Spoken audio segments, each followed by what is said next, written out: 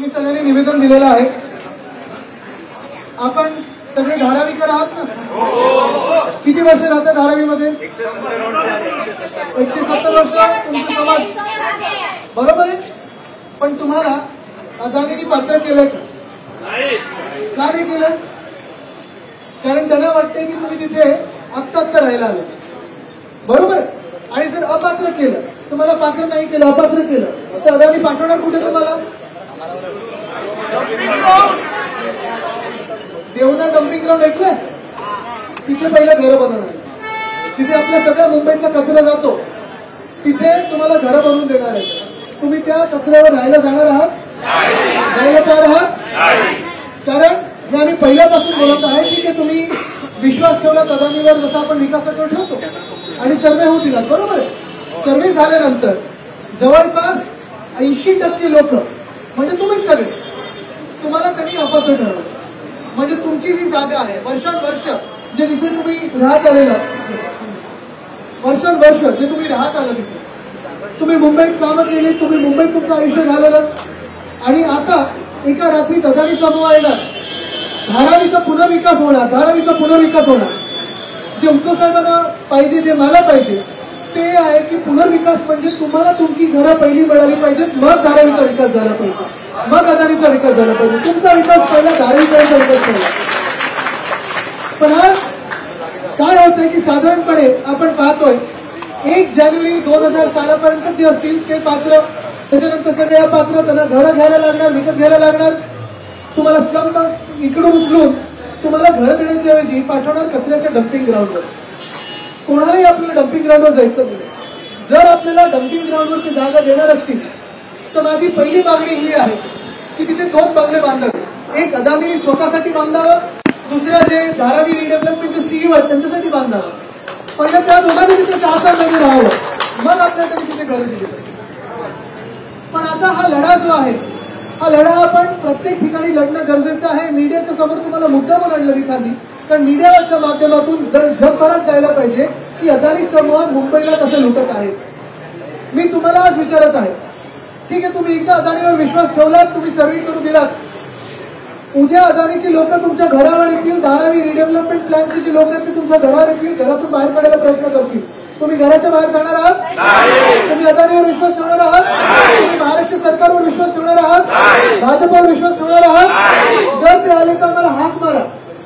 त्यांना आपण परत कशाचं तसं पाठवलं पाहिजे. जे काही हातात येईल ते घेऊन तुमचं स्वतःचं तुम्ही डिफेन्स केलं पाहिजे, कारण तुम्हाला कोणी त्या घराबाहेर काढू शकत नाही.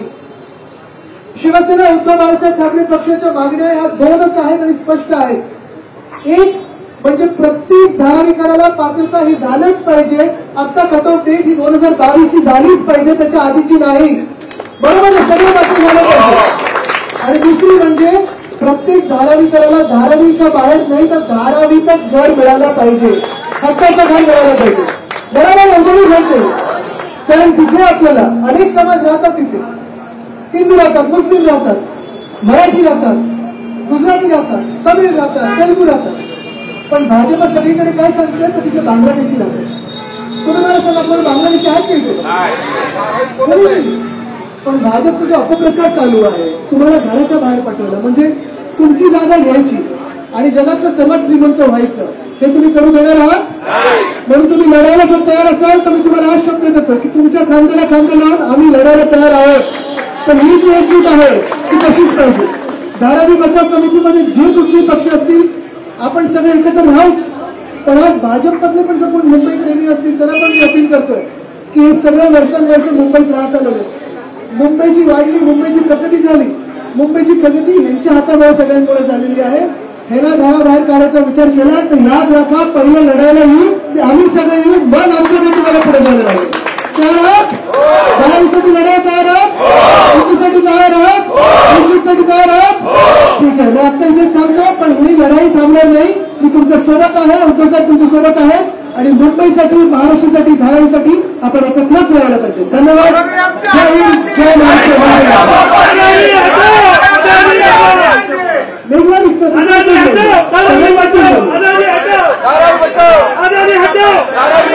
हटाओ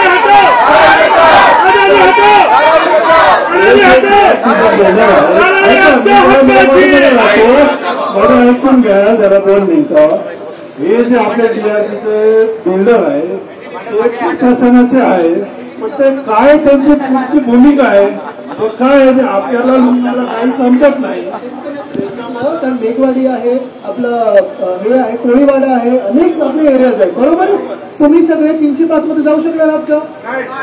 तुम्ही गव्हर्नरची डम्पिंग ग्राउंडवर जाऊ शकणार आहात का?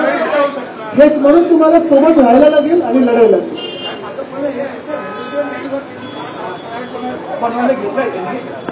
आम्हाला सांगितलं होतं काय तिथे तुम्हाला नाही पहिले सांगितलं होतं. आता नेतात तिथे आता पहिली गोष्ट म्हणजे मेघवाडी आहे, तसंच आपलं अनेक वाड्या आहेत, अनेक रस्ते आहेत. रेल्वेची जागा तर ह्याच्यासाठी दिली होती की तुम्हाला सगळ्यांना तिथे बिल्डिंग बनवून द्यायची. आता डम्पिंग वर येतो. तुम्ही जायला पाहिजे तिथे. आम्ही एवढ्या वर्षापासून खेळत आलो आणि आम्हाला म्हणून दादा तुम्ही जसं आधी विश्वासून सर्वे करून दिलात ना, आता त्यांना येऊन यायचं नाही. आणि काय करायचं बाहेरची हवा काढायची. मग करू काय करतो.